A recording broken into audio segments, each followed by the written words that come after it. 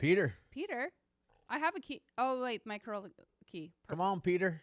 Peter is the bomb. We got an extra spot if you want to sit down and join us. Blue. Amazing. I don't want to distract.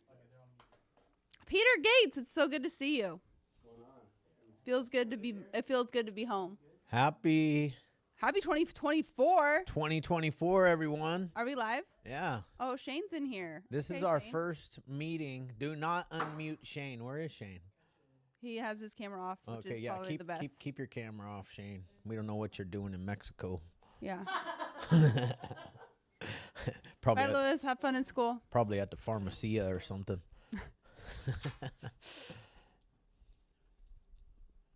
Oh my gosh, this is our first one of 2024. Happy New Year, guys. How exciting. 2024. Who's excited? Look at Shane. He's red. Oh, hi, Shane. We miss you, Shane. Shane, it's been really, really quiet around here without you. I've been able to get all my work done. He said the same thing when I walked in, too, so he misses us. He's just saying it. I haven't been going home and doing emails until midnight. It's been nice. But it hasn't been fun. No, it's been boring. See? The Hopeaholics were not together for a week at all. I know. Zero. Zilch. It feels good. So this is actually our first meeting since before Christmas together. Us all. Oh, yeah, in the because same I room. joined last week on Zoom. Yep, and then you boned out early. I did. I did. I left before the miracle. Yeah, you left 5 minutes before the miracle happened. I did. Well, welcome, everybody. Let's get started. Yes. Super stoked that everybody's here. Happy New Year to everybody. Welcome to the Recover Out Loud meeting, and thank you for joining us tonight. Mm-hmm. Just wanted to remind everybody that the Recover Out Loud meeting is a movement. It's not a program. So continue doing what you do on a daily basis to stay sober, right? Mm-hmm. All are welcome at our meeting. So, if you have any friends, family, loved ones that want to see what a recovery meeting's like and they want to come in and get some healing themselves, invite them. Yes. Agree. Somebody just said that they had 35 days. So I didn't see the name, but congratulations. 35 days is huge. Can you throw up the chat? I saw somebody waving, but then there we go. The chat's up. Oh, yeah. Oh, it says Zoom user. So Zoom user. She was waving. Oh, okay. The girl with the blonde hair. Yeah, 35 days is huge. Amazing. Chuck, how's it going? Chuck. Chuck's Batman tonight. Victor 2. Can you put the mouse over him? There. Oh, it's Kat. So Kat, congratulations on 35 days. Hell yeah. Justin, what's going on, my man? Justin. Great share. Great share last week. Really good share. I like it. Justin, you started talking one time and now it's going to be a regular Oh yeah, it thing. was a good share. I just want to tell you guys, last week's meeting was so amazing. You guys ended the meeting so good. And I think Natalie might have missed the miracle, but I left here on fire for recovery, man. And that's why we do this. I just want to remind everybody why this meeting exists, why the Hopeaholics exists. I like to remember, the reason why we do this, because that's the reason what keeps us motivated to continue doing this on a daily basis. But on 9/11 of 2022, I got a phone call at 7:30 a.m. From my 21-year-old daughter, screaming that Justin is dead. And Justin was her fiance, the love of her life, the only boyfriend she had ever had since she was like 15 years old. And, we decided to join this Recover Out Loud meeting and start recovering out loud so people don't have to suffer in silence anymore, and know that, there is hope, and that, we can all find recovery. Super stoked to have Natalie back in the house. That's right. I'm so excited. it is really crazy to be back here, I have to say. And I'm so excited for all you guys that are here tonight because, I have to say, traveling is the shits. And, like, things don't go your way and going on the airplane and, like, getting your stuff. And so you're just kind of, like, in your little mopey feelings. And then I get here. And this is what it's all about. I see Chad coming down the stairs. I got to see this beautiful family. I get to see all of you guys, and it lights me the fuck up. It really is exciting. It really gives me so much purpose on something that I used to be in so much fear and shame about is like, that's why I think God has such a sense of humor. Something that I used to hide my head down about, my recovery and having to work a program and do all the things that we have to do to stay the course. Now it lights me up. So thank you guys for showing up. Thank you to all of you guys for being here tonight. And of course, Chad, thank you for creating this because, it's life or death. And I like to joke a lot. I like to talk shit to my boys when I'm in the studio because sobriety can be fun as well. But at the end of the day, when you take all that away, it is, for me, life and death. And if I don't do this on a daily basis and don't remember that, it can easily slip away. So I just appreciate all of you guys. I'm really excited for 2024, and I love this crew. Yeah. And I'm back, baby. Yeah. All right. Well, without further ado, would you like to introduce yourself to our guests and share your story for about 25 minutes, and then we'll open it up. He's like, dang, I got to get a clock. Yeah. So my name's TK. You have to forgive me because I'm not a real good speaker. No worries. My wife did this podcast like a month ago or so, and I watched her go in, and I was like, you got to do this thing. And then she tells me when we leave, oh, you're scheduled too. So anyhow, just I was sitting here thinking, man, what chaos I created. Just my story is basically, it's nothing where I was traumatized, no sexual abuse or anything, but it's just some chaos I created for myself. I raised in Azusa. My parents, were married the whole time. But in junior high, things started going south for me. About 8th grade is the first time I smoked some weed, and I was like, I hated it. I didn't like it. It made me feel super paranoid, and I kind of was in a little bit of trouble. I don't know. I had this one girl that was just really crazy, and she was like stalking me and stuff like that. So my parents decided they're going to send me to a Christian school, a private school, and I didn't fit in with anybody. I had went to public schools all my life, and then when I was there, I kind of just started hanging out with people that were using and drinking and stuff, and I felt like I fit in, and so that's basically where it all started. Like right now, I'm kind of going through a funk. I don't know. The holidays just ended, and I woke up just super depressed. Like, and that's been a major issue of mine is my depression and anxiety. And, coming here is kind of helping me get over some of like the anxiety and stuff. But my friend, he introduced me to meth, and I was, since I had this anxiety and everything, and depression really, I did meth for the first time, and I was like, wow, this is great. I've never felt this happy. And then it all rolled downhill from there. Just really, my parents were good. My mom seemed to, she's kind of a big part of my story. We just didn't jive. We didn't get along. It was like, to me, it was painful.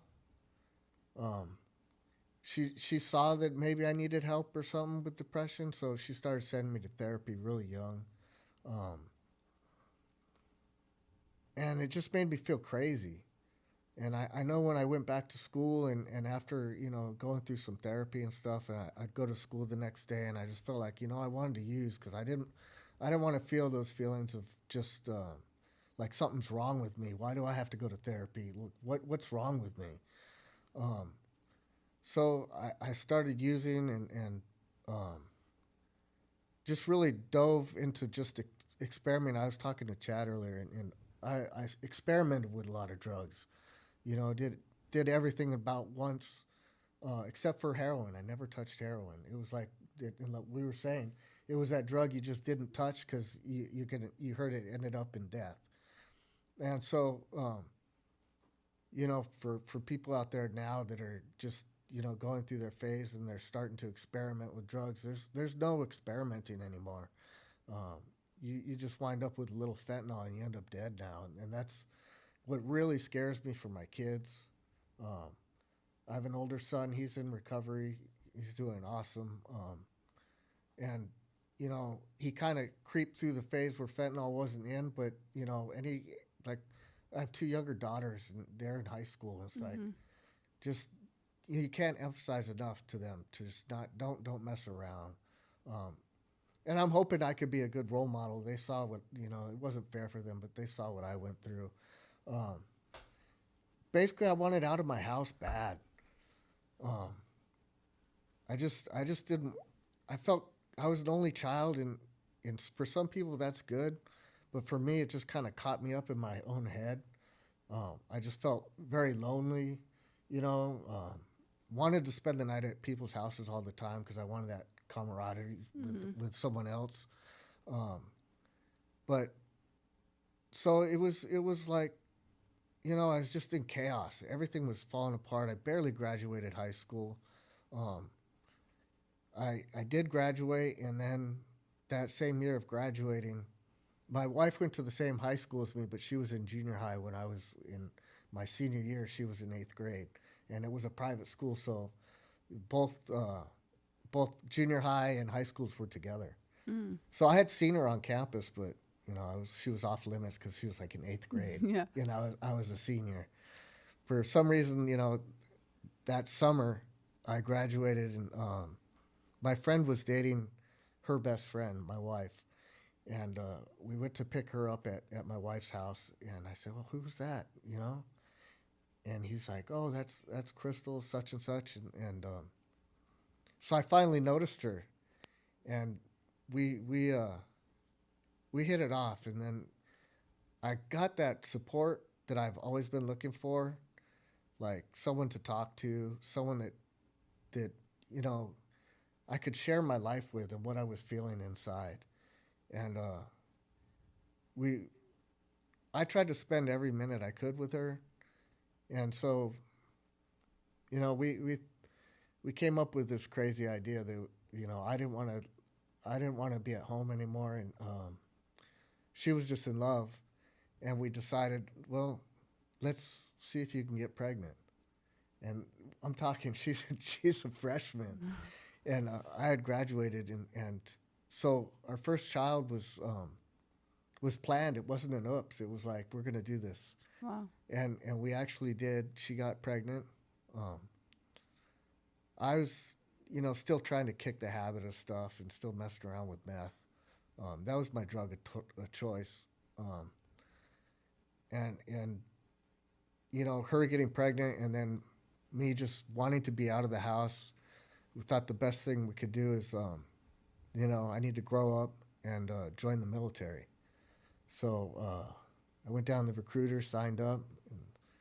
And when we first thought of the Navy, because my brother-in-law at the time was in the Navy, and he was on a ship that was broke down all the time. He was in San Diego. He was home all the time, and was like, that seems pretty cool. He's home all the time.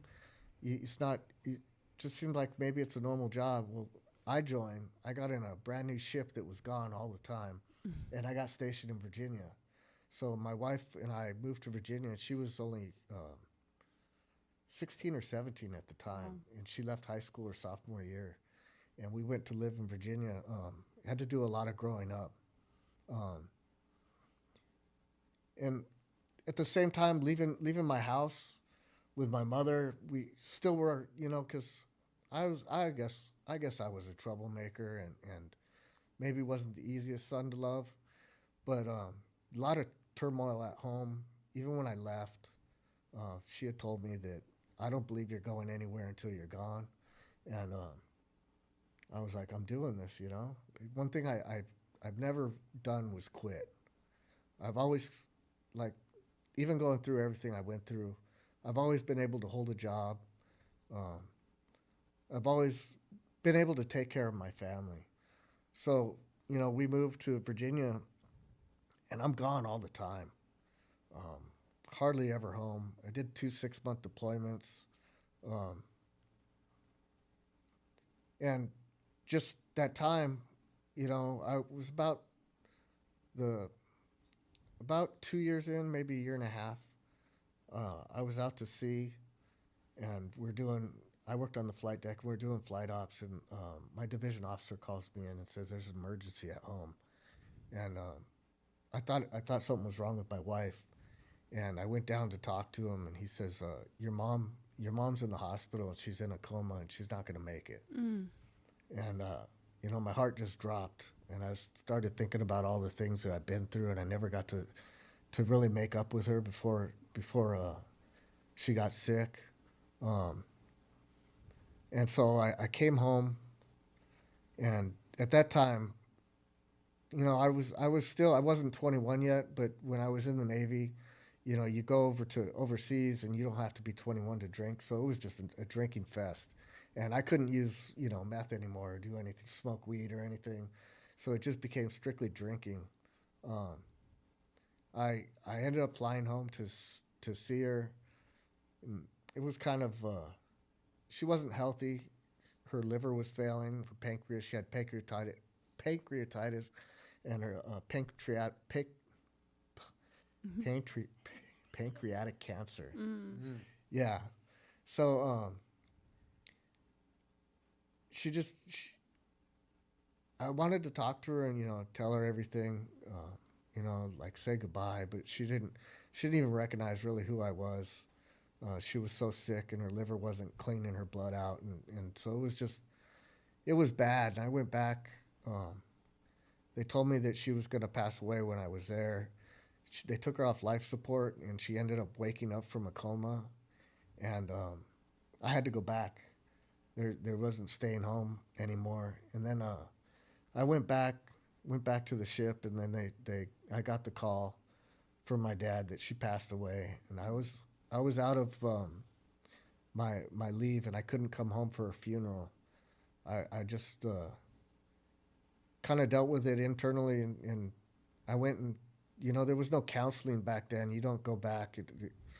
They're a lot more conscious of mental health now. I went back, and the way they taught me how to deal with everything was let's go out, let's drink. And so drinking was always like the underbelly of the beast. When I finally got out of the Navy, came back home, that drinking was still, very prevalent in my life. I would drink, and then all of a sudden, I reconnected with a high school friend, and he was like, one night, let's go get some dope. And I was like, all right, I'm buzzed, and I'm thinking, yeah, that sounds like a good idea. I hadn't touched it in 4 years anyway, so I'm probably good. I could just experiment with it this one time.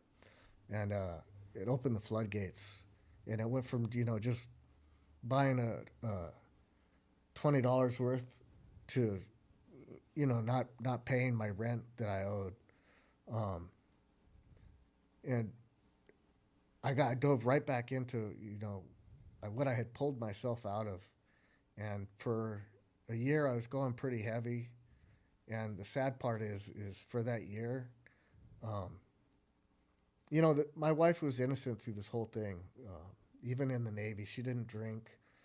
She was young. We came home, and she wasn't a drinker or anything. And for that year, I was drinking, and I was doing meth behind her back. And I did it for a full year. She finally told me I have to go see a doctor because she thought I had cancer because I was losing so much weight. And yeah, I came to the realization that I was on meth, and that was hard. And I don't know how she dealt with it because I mean that's just a whole year of dishonesty, and it was horrible. She forgave me, just continued on, but the drinking just kept going on, and I did. I quit meth. Um, but you know, you're as a man, you're the leader of the house, and as a leader of the house, you know you have to keep it in order, and if you don't, um, and by example, if you don't keep it in order, you know it's just a matter of time for that other person will follow you to where you've gone. And so, yeah, we had a friend over one time, and we were drinking. She had a little drink, and he had introduced her to like Coke. He's like, "You want to try this?" And she told me flat out, looked at me and said, "You know, I'm either going to try this with you or behind your back. So what do you want?" And I'm thinking, well, you know, let's just it's fine. Let's just do it. And then we both dove in Mm-hmm. and went back to meth again after Coke. I was just, you know, I'm sitting here thinking about it, just chaotic life. Um, but we just we just slowly lost everything. I lost a house that I had. Like I said, we weren't paying our mortgage or rent, anything. We were just uh, living every day to get high. And I'm still an alcoholic at this point, but you know, I figure I can do so much meth that I won't feel buzzed, and I'm good. I got this. Um, and so we lost everything. I I it's kind of hard. I thought it'd be best if I just ended my life. So I tried to commit suicide, and she was I don't know where she was. She was partying or somewhere else because at this point we couldn't even stay in the same room together. We'd just be bickering and yelling. And someone from where I was in my own house, but I always had these.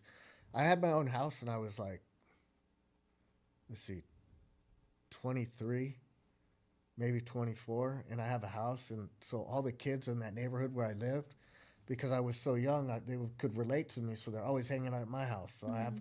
these 18, 19-year-old kids at my house, and they're just partying inside my house, and I had taken a whole bottle of Tylenol, and I think one person saw me do it, and I guess I collapsed.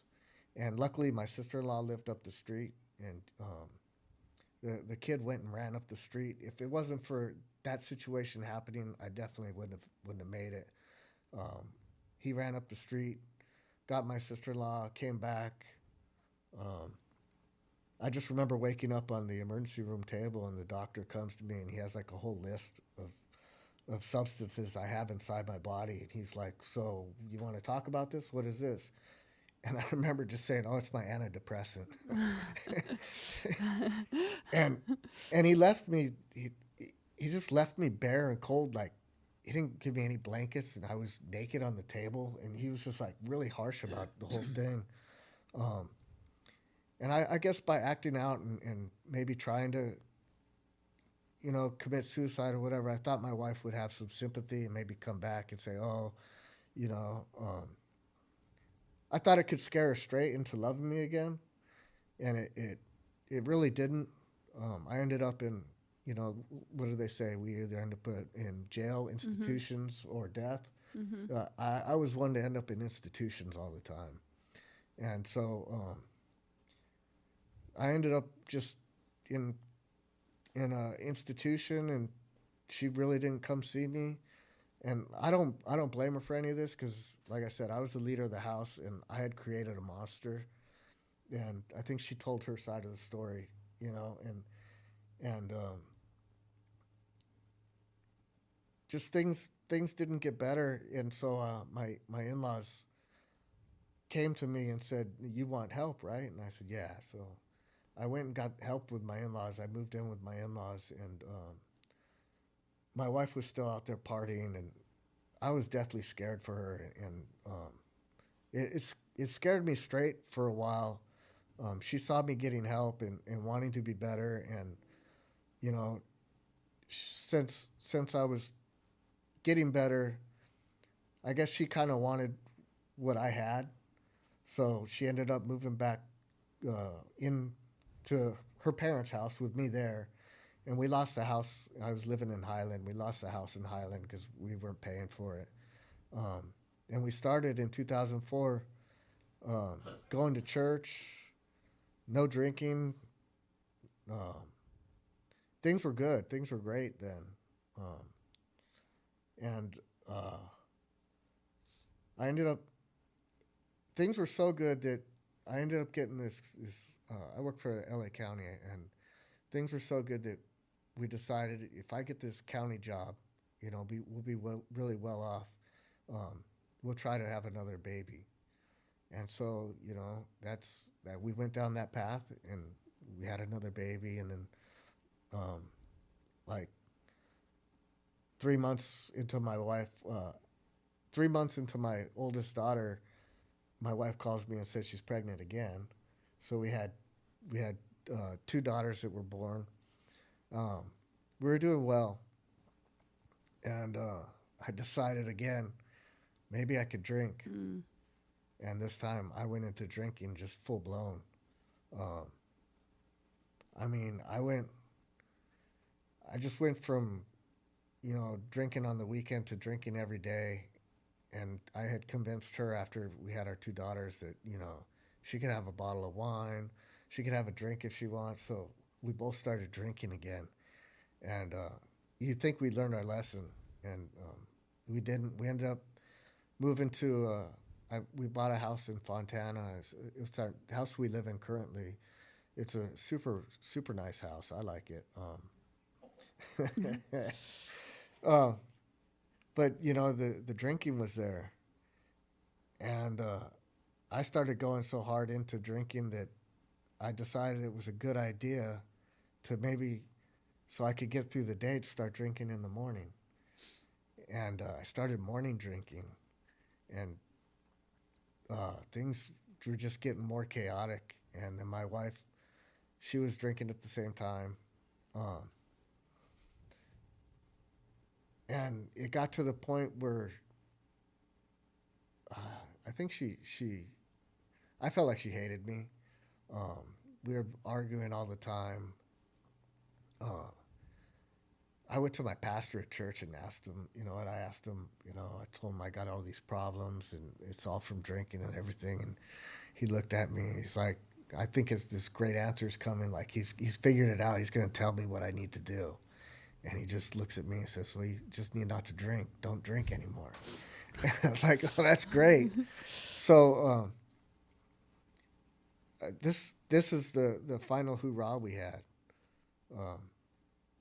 I was drinking. We were fighting. I got a DUI. I mean, I wrecked a whole light pole, took it down, blew a .37, and the cops were like, real proud that they caught me at a .37, and I just looked at him and told him, this is nothing. This is just my everyday life. This isn't a special night or anything. Had told my wife, because I thought it could save us through the holidays, that maybe we should get a divorce after the holidays. And she took it as, what's she going to take it as? I really didn't mean it, and I never thought it would come true. So our marriage was in the rocks.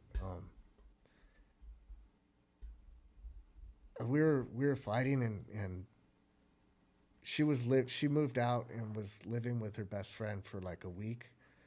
And then I finally said, okay, I'll just leave the house, and I let her have the house. She came back, and I didn't know what I was going to do. I was sitting in a hotel, just still drinking. Just like, I'm just going to stay drunk. That way everything will be okay. So I would just sit in the hotel, and then when I say my marriage is done, I just, like, the divorce papers were in the back of her car, and I had nowhere to go. And I was at that same spot in life, like, what do I do? I'm in a hotel room. maybe I could just end it and then I'll have to worry about the pain. Um, but I didn't. I decided to fight, and I thought, you know what, this time I prayed to God, and I was like, this time, God, if you can get me through this, I promise now I'm not going to drink anymore. I'm not going to use nothing. And so I tried to go back home to my dad's house. And he said, but I hope he doesn't watch this. He said, once you leave the nest, you never come back. And that was like a kicker. And he told that to my wife, and she wanted me to get help, but she didn't want anything to do with me. So again, she asked my in-laws if I could go live there. And so I moved into my in-laws' house, and my mother-in-law had already told me at this point, you're never going to change. There's no way you're changing. Mm-hmm. Like, you've proved over and over, time and time again, that you just can't handle it. And so the goal was to maybe get me healthy, and then send me on my way out into the world. But my father-in-law would tell me, if you get better, she'll follow, because she did last time. Mm-hmm. And I thought, no, she's too far gone. Not this time. It's not going to work like that. I felt like the marriage was over, and I did Kaiser outpatient, and nobody thought that would be enough for me, because I had been in so deep, and like I was drinking 3 tall cans just to go to work in the morning so I wouldn't be sick. And they thought that it's not going to work, but something inside of me just like snapped. It changed. It was like, I don't want this anymore. And I remember that deep, dark feeling that I had inside. And I was like, I'm just going to relate this to drinking and alcohol. So I started, doing things right, got back in church. Church is a big part of my story. Having faith in God and just giving all your burdens to Him, and just realizing, there's some things that you can't harbor inside. You just have to let them go. And God will take care of it. And so I started getting better, and my wife, she followed. She came home. I mean, it was good enough to come home, but for like a year and a half, she couldn't stop drinking. She didn't want to stop. And it was like a perfect opportunity for her. So I could be her chauffeur and drive her to bars and sit there and have my soda while she drank. And we wouldn't fight because I wasn't drinking. So everything was good. And then I would just slowly like tell her, when do you think you're going to quit? When do you think you're going to ask for help?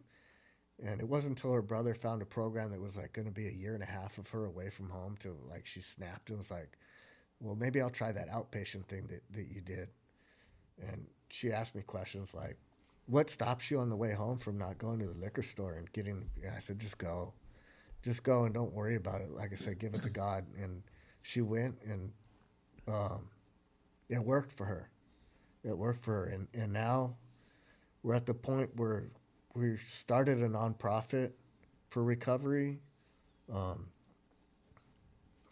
We're really into helping people. God bless my daughters. They really didn't see. If they were teenagers and saw us acting like this, I think they would have been really screwed up. But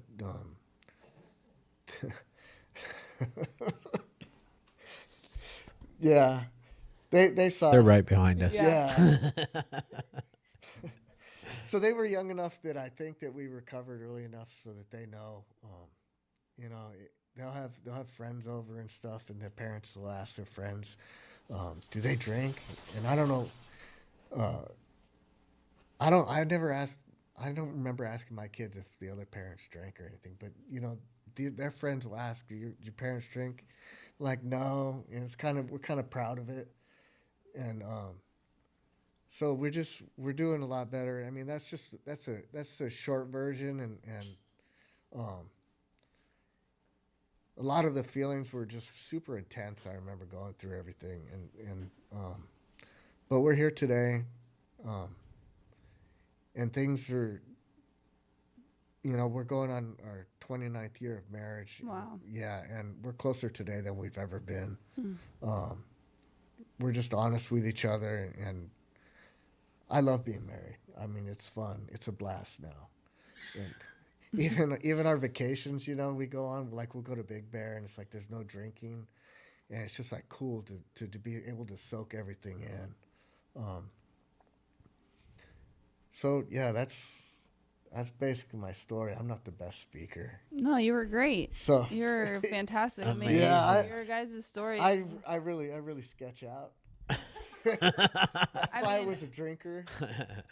Your story is incredible. I mean, I have to give a massive shout out to your in-laws because, I mean, to continuously open the door.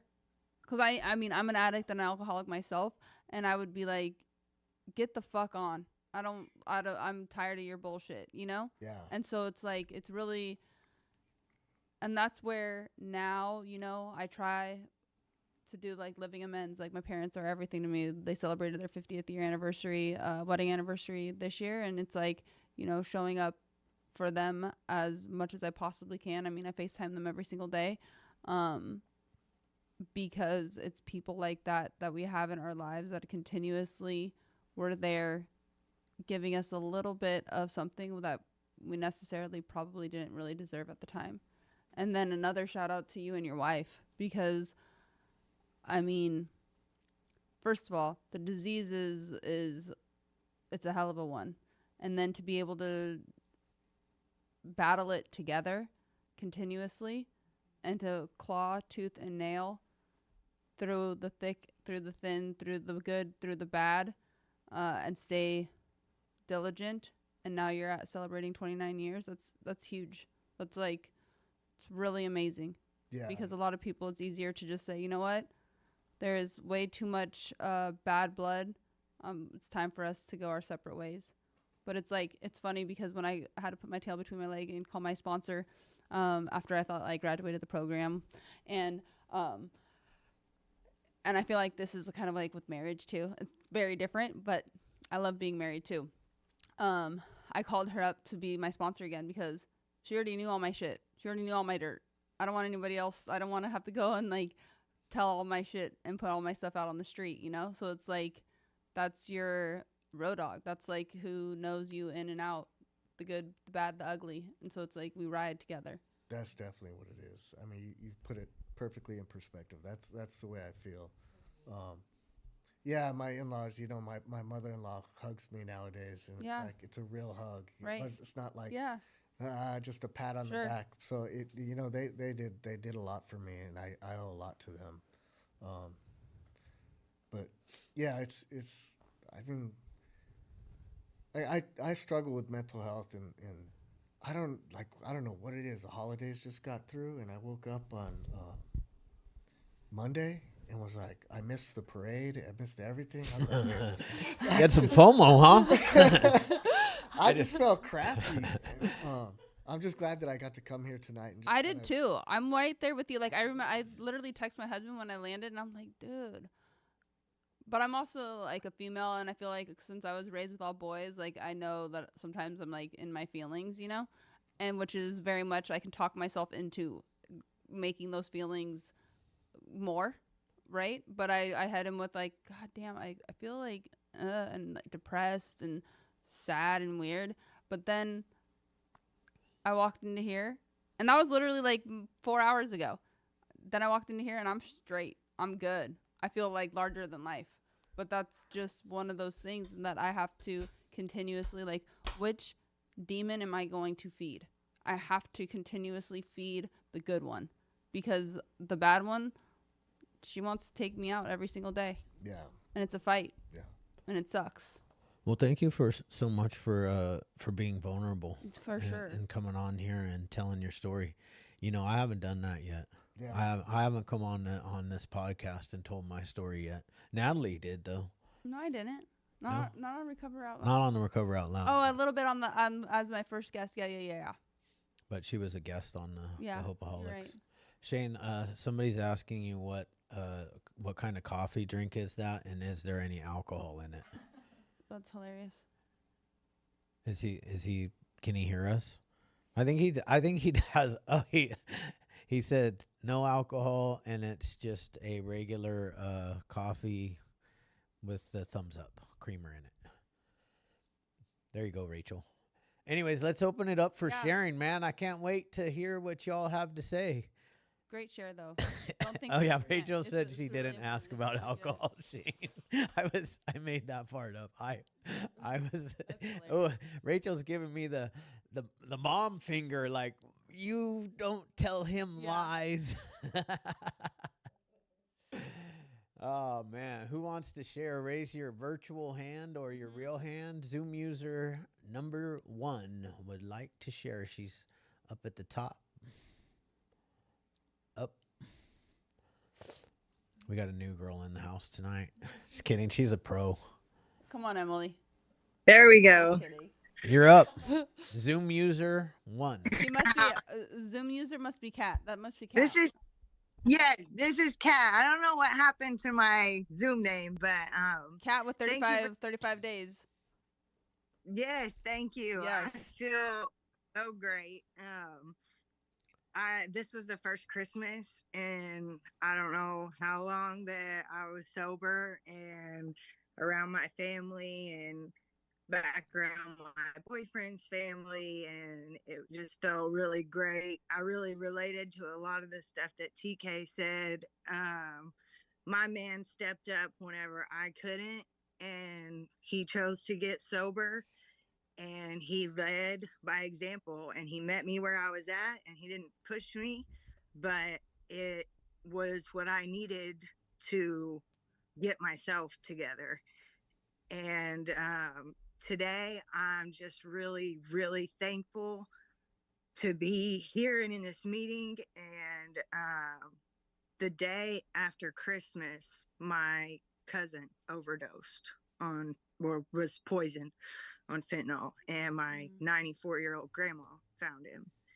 And luckily, they were able to get 3 Narcans in him, but it just really made me really thankful for where I'm at. And my mom is our rock of the family, and she's not in town right now, and so I really had to hold it together and try to get my cousin through those days of withdrawal that you put yourself through every time you relapse. And he went to a meeting tonight in our hometown, and I let him know about this meeting. And I'm just really thankful that I was in a position that I could help someone instead of encourage someone to keep fucking up, you know? So, but thank you for sharing, TK. Thank you. Awesome. Thank you for sharing. Yeah. Who do we have next? I think Carly. Hi guys, my name's Carly. I love your podcast. I found it this past summertime when I was really struggling. I had been prescribed benzos from a doctor for 12 years and it was like hundreds a month. And from the beginning, and like 2 years ago after I lost my mom, the prescription, the quantity went higher. It was like Xanax was like my favorite, but it was like Valium and Ativan all at the same time, plus like Adderall. And I was in nursing school. I don't know how I did it, but after my mom died, I kind of just said, screw it. Like, I'm just going to go all in. And there was early refills. I got flagged in the pharmacy. And then this past summer, I was listening to your podcast to try to, help myself before I found help from anyone else. And it didn't work, obviously. Between June to August, I got 4 DUIs, Oh shit. all back to back to back. And luckily I did. And I was also put onto a psych unit multiple times. And I was like, they wouldn't put me in a drug rehab. They would just keep sending me home. Literally, I'd be home, do the same thing, get a DUI hours after being released. This happened like so many times. And then I finally was able to have like the strength in myself to tell like other doctors, like, please report my doctor. Like, I don't understand how this is like happening, how this is okay. Like, I had two pharmacies straight up told me no. Like, we were at another pharmacy, like it was getting so out of hand. And yeah, and then finally doctors spoke up and said something. But yeah, so luckily I'm from Chicago, and luckily I there's just so much fentanyl in the pills like on the street that there's not even any some sort of like thought to even buy those, cuz I know I would die and I've never wanted to die. So yeah, I just wanted to say I love your guys' podcast so much, and I appreciate everything you guys are doing. Thank you. Awesome. Amazing. Yeah. Love that. I was a back-to-back DUI offender as well. Back to back. Yeah. They said it in DUI like class, because you obviously like your first one. They say statistically, people usually get their second one within, I believe, like I think 4 to 6 months. And I was like young and dumb, and I was like, yeah, right. And then within like 6 weeks, so I like shattered that statistic. I got arrested twice in one day. Mm. I got arrested at 2 o'clock in the morning for 11/5/50, which is under the influence of methamphetamines. Mm. And then I was released 6 hours later. And 8 hours after that, I got arrested for possession of methamphetamines. Yeah, we know how to really just go out there and kill the game. All right, we got Robert. Robert, you're up. Hi guys, how are y'all doing? Good. So this is my second week watching watching this Recovery Out Loud. I want to say that in my home group, I've actually been shamelessly plugging y'all because I really like what y'all have to say, and I really love y'all's podcast. And I think the y'all Zoom meeting also brings a little bit of levity to it, and honesty to it. So I just want to thank y'all very much. I also wanted to say, one of the things I've kind of noticed, at least in myself and also in addicts and alcoholics that are recovering, is when we always say we never lost a job, we never lost a car, or anything like that. And or that bargaining thing, because I've done the same thing where I'm like, okay, if I get this promotion, it proves that I'm great, that I can keep doing what I'm doing, and something I've really come to realize is that, yeah, we're doing good enough. We're doing good enough for the promotion. We're doing good enough to not lose our house or lose our job, but we're not doing well. I don't know if that makes sense, but it makes sense to me. It's and because I lost a job that I know of, or maybe they just came up with some other excuse to fire me. But I have realized that also in recovery that there comes a really awesome sense of humility that comes with the work, and comes with also apologizing when you're wrong at work. And I'm starting to really enjoy that a lot more, because there are times when I'm as what they call off the beam, and where I'm not doing well, and I'm pretending like I'm doing well, and I'm able to now in recovery look back and go, okay, I really treated that person wrong today, all because of my attitude, and I'm able to go to a person at work now and apologize, whereas in the past, what's it called, living amends, where I wasn't able to do that in the past. And so I just want to share the humility part of it, the humbleness part of it, because I'm really glad that, I'm still kind of conceited, but even though I still have like some humility, I'm gaining humility. So that's all I want to add, guys. I cannot thank y'all enough for this. This is great, and I'll be here every Tuesday. I love it. So amazing, Awesome. Robert. Thanks, Robert. And thanks for plugging us Yeah, I love that. That's amazing. in your home group. And yeah, progress, not perfection, right? For sure. Progress, not perfection. So I can relate to that. Oh my God, definitely. Look who's got their hand Justin. up. Justin. Oh snap.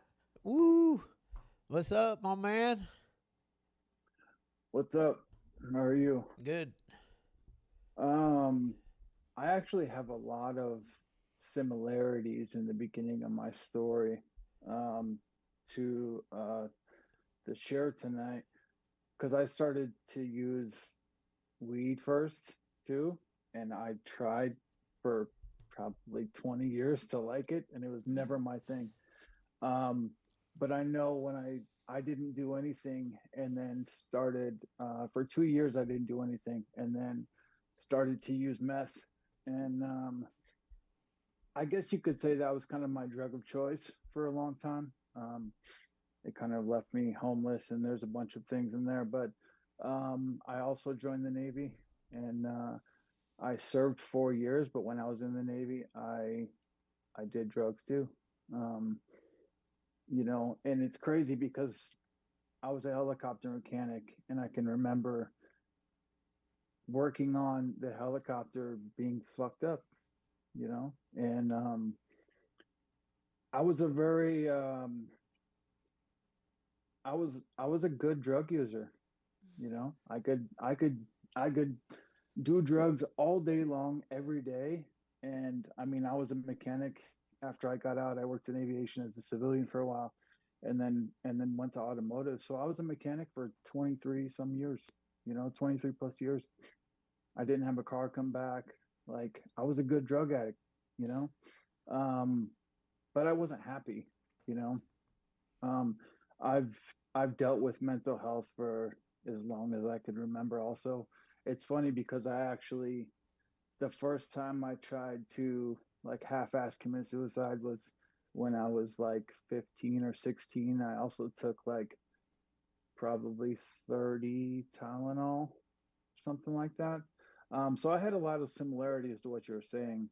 Um, and Man, if it wasn't for shit like this, this meeting, um, I don't know, because there's days even now and before and just life in general happens, and this I'm just grateful for. So that's all I got. Thank you.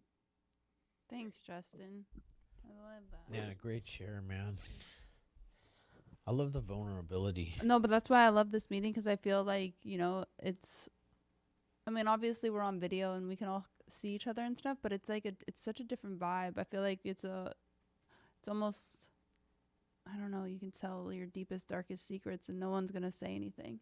If anything, people are going to say, yeah, me too. Yeah. It's like really special.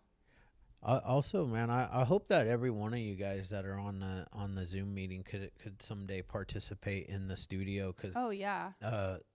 To have you guys on our headphones and in our ears like this, it's so intimate to me. That's why I love doing this podcast, is because it's like it's for me. I'm not quite like Julian. I can public speak, but I think Julian loves to public speak. I don't necessarily love it. Yeah, but you do. You love it when you get going. Yeah, once I get going, I love it. But that whole anxiety that you have before you get out on stage, some people love that feeling, and I hate it because I don't know if I'm going to start sweating and, totally blow it and freeze up, or if I'm just going to crush it. And both have happened. So anyways, I invite all of you guys, if you're ever in town, yeah, for if sure. you guys are ever in town, DM us. We are in San Juan Capistrano, Yes. so we're in South Orange County, California. Hit us up. We would love to have you in the studio as a guest. Yeah, for sure. Chuck, what's happening? Chuck. Emily hasn't unmuted him yet.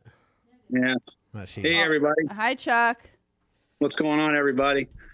Man, I get that anxiety too, Chad. I hate it. Like when get ready to speak, it's that first few minutes. It's like, man, don't let my heart race. Don't let my heart race. Don't let my heart race. And I try not to fumble when I'm talking to a lot of people. And the one thing that stuck out to me with this discussion, and I know it's a great share too, was that full-on binge of alcohol. For me, I remember getting done doing a bodybuilding show, and we were sitting in a restaurant, and I kept looking at the 22-ounce glass jars, and I wasn't drinking for almost a whole year at that time. I was on a dry drunk. I'll put it that way. And all it took was that lady to ask me what I wanted. And I looked over and I'm like, give me a picture of whatever he's got. And from then on out, it was like a full blown, just after that, it was lights out. And I hated myself for it. I hated that whole year. It's like about a year and a half. And that's when I got into my accident. And that was the other thing that really came to light, is that I rewound the tape and I missed a telephone pole by about a foot.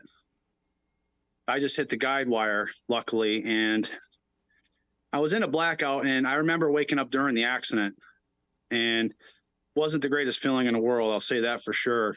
And had a lot of trauma. Grateful I didn't hurt anybody else. Cause it could have went way south on that, but it just brings me back hearing that stuff. You know, I had a guy last night talking about suicide and everything else. He's new. And, you know, I looked right at him. I said, man, I'll share with you. Let's talk after the meeting. And I've been where he's at, and it brings you back. It's like, fuck, you know, and I just share what I have, what worked for me, what I work, you know, on a daily basis. You know, it's that turning point. What's my life with alcohol? What's with my life without? And those were the turning points coming back in. And rubber to the road, man, is what I had to do, and just start listening and start doing stuff. You know, I'm grateful for this program too. I'm grateful for what you guys are doing. It's been helping me actually talking to the bigger platform a little bit, and trying to be able to control my emotions a little bit too. I get emotional too, man. And I was really emotional with this guy last night. I didn't know him, but I understood. I'm like, man, you know, when I rewound that tape back and listened to everything he said, I was like, I've been there. And I'm just grateful I had the time to sit with him and talk after the meeting too. Because that for me is what it was about, is just try to show the guy hope that he doesn't have to think about doing what he wanted to do. I was just trying to reverse that and say, do exactly opposite what you want to do. And man, I'm just grateful I ran into that guy's path last night. And that's all I got, everybody. Thanks, Chuck. Awesome. Thanks, Chuck. Yeah. People don't realize how much they actually help us. You know, when we just spend a few minutes in what they think is helping them, you know, is really making all the difference in our world. Yeah, I love you said when the rubber meets the road. Yeah, you gotta put in the work. You know, if you want what we have, you'll do what we do, right?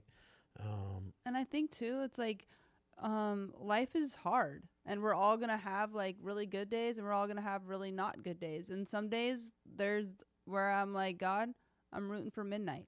That's all it is, because you know tomorrow will be a new day, and that's okay too. And being okay with that, you know.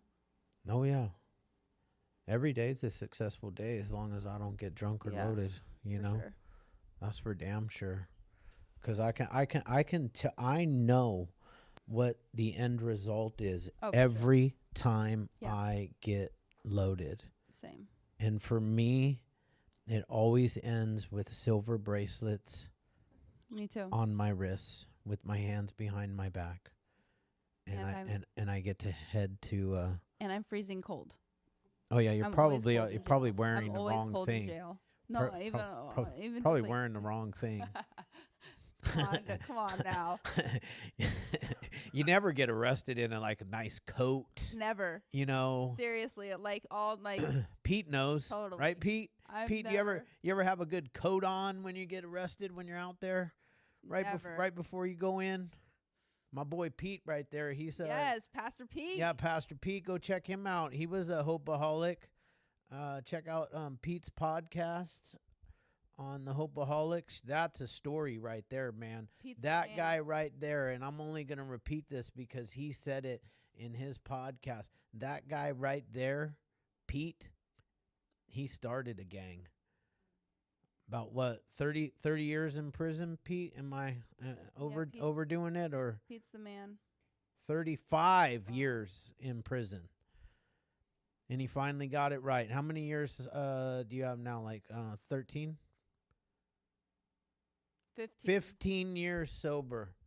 And it's an amazing man right there. You know how you know he's been to prison?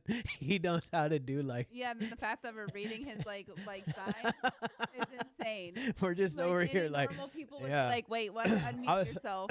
I was following. I saw Wes Watson popped up on my screen the other day on my Instagram reel, and he was doing like all these prison things that I don't know. Anyways, I'm over it. I want to hear the next. I'm done listening to myself. We love you, Pete. I can talk about nothing all day long. Me too. Victor, you're up, buddy. Hey, what's up, guys? Happy New Year, first of all. Happy New Year. PK, thanks, bro. That was amazing. A lot that I could relate to from, starting a family at a young age. I think I can cuss like a sailor, but I've never been on a ship, so might have you with that there. But yeah, just the gratitude, right, for the people that stick with us, through all the bullshit. Me and my wife have been together for almost 20 years. My son's 19. He was born like a month after I turned 18. My wife was the freshman, I believe, at the time. And, we've been through some shit, and she's seen me at my best, and she's most definitely seen me at my worst. And she's stuck it out, so that's just amazing, to, just see the similarities and all that. And, just being grateful for having somebody that's willing to stick by my side through it all, I think that's really all I've got, man. But everything that you said was like spot on, man. So I just appreciate everything. Appreciate you guys for having this on Tuesday night, and I'll just keep doing what you guys are doing, man.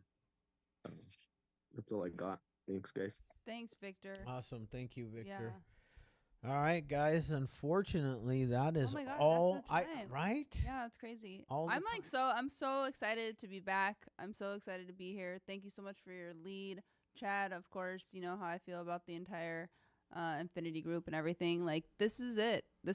Like, this is what it's all about.